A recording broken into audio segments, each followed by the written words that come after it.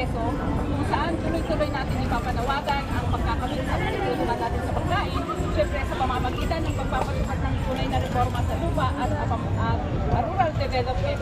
Hanggat wala ang lupa sa kamay ng mga magsasaka, hanggat na ang pinapatupad ng Regime Marcos, yung liberalisasyon sa agrikultura, yung mga executive orders number 62 niya, yung executive order number 20, ay wala tayong maaasahan na pagbaba ng presyo ng bigas. Higit lalo ang solusyon ng gobyerno para mamaba ang presyo ng bigas ay yung pag-i-import. Pero kailanman matagal na tayo ng import, dekada na tayo sa ilalim ng World Trade Organization, yung implementasyon ng RA 1103 kung saan tinali tayo sa pagiging number 1 rice exporter sa Mexico.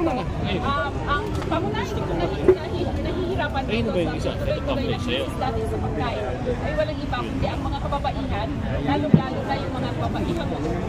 Kaya sa pamamagitan ng inyong lingkod, kapag ay panalo natin ang tatlong nominado sa Kongreso, ay talaga naman yung boses ng malawak na bilang ng kababaihan mo.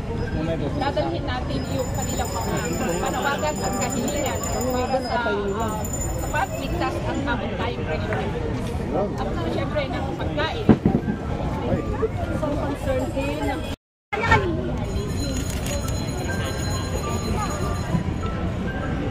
babae, bata, bayan, tuloy ang laban! Babae, bata, bayan, tuloy ang laban!